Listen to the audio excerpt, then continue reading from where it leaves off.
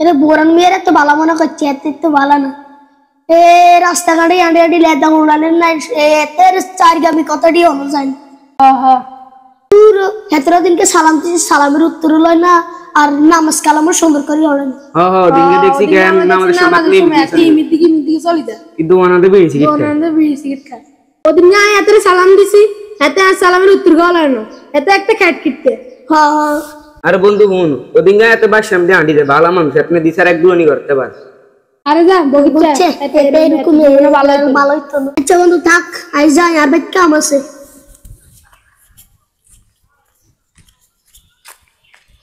দুদিনে একদিন ফজর নামাজ পড়তে আয়, ইগে অত দোষ ধরে, ইগের তো ফজর নামাজের সময় একদিনও দেয় না।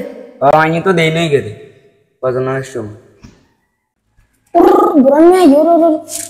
আসসালামু আলাইকুম। ওয়ালাইকুম সালাম। দেখছো তুই এত সালাম দিলাম, হাতে আঙুল কি বাবু চলি গেল। আচ্ছা আচ্ছা বাহ।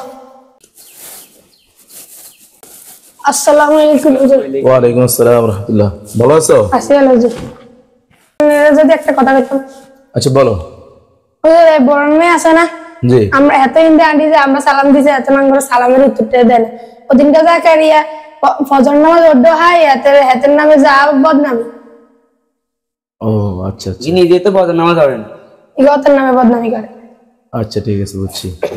আসলে তোমরা যে কথাগুলো বলছো এটা যদি তারা শোনে তারা মনে কষ্ট পাবে। এটা কিন্তু গীবতের পর্যায়ে পড়ে। হাদিসের মধ্যে আসছে আল গীবাতু আশাদ্দু মিনাজ জিনা। গীবত জিনা থেকে মারাত্মক। সমাজের মধ্যে কোনো ব্যক্তি যদি জিনা করে আমরা তাকে ঘৃণার চোখে দেখি, তাকে সমাজ থেকে তাড়িয়ে দেওয়ার চেষ্টা করি। কিন্তু যে ব্যক্তি আমাদের সাথে বসে যে গীবত করে তাকে আমরা ছোট করে দেখি না বা খারাপ ব্যক্তি হিসেবে চিনি না। ঠিক আছে, অতএব গীবত করা যাবে না। কেউ যদি আমরা দেখি যে গীবত করে তখন তাকে আমরা বাধা দিতে হবে। ঠিক আছে, কারণ এটা হলো বান্দার হক, তার মনে কষ্ট দিচ্ছে, এটা তার হক। যতক্ষণ পর্যন্ত আমি তার কাছে ক্ষমা না চাবো ততক্ষণ পর্যন্ত আমি জান্নাতও পাবো না, আল্লাহ আমাকে ক্ষমা করবে না। ঠিক আছে, অতএব গীবত করা যাবে না, এটা থেকে নিজেও বিরত থাকবে। কেউ যদি গীবত করতে চায় তাকেও তোমরা নিষেধ করবে। ঠিক আছে, আচ্ছা ঠিক আছে, ভালো থাকিও, যার বল তাকে বলিও। ঠিক আছে, ওয়ালাইকুম আসসালাম। আসলে তো হুজুর ভালো কথাই কইছে, কথাটা যুক্তিসঙ্গত। আসলে আমাদের আমল করা উচিত।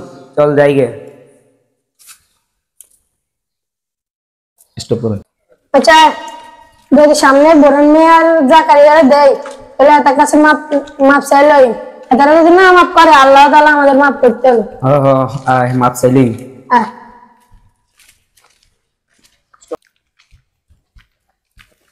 আসসালামু কাকা, আনলা কিছু কথা আছে। ওয়ালাইকুম আসসালাম, বলো। আসলে কাকা আমরা তো একটা ভুল করিয়ে লাইছি। কি ভুল করছো? আমরা তো আনের নামে গীবত করছি, হুজুরের কাছে আমরা শুনছি গীবত করা ভালো না। আনে যদি আমরা মাফ করে দিতেন, আনে না মাফ করলে আল্লাহ তাআলা আমরা মাফ করতেন। ঠিক আছে, যেহেতু তোমরা তোমাদের ভুল বুঝতে পারছো তাহলে সামনে থেকে কারো গীবত করবা না। কারো কোনো দোষ দেখলে তাকে সরাসরি বলবা, আর নইলে চুপ করে থাকবা। আচ্ছা কাকা ঠিক আছে, ভালো থাকেন। আসসালামু আলাইকুম। ঠিক আছে, ওয়ালাইকুম আসসালাম।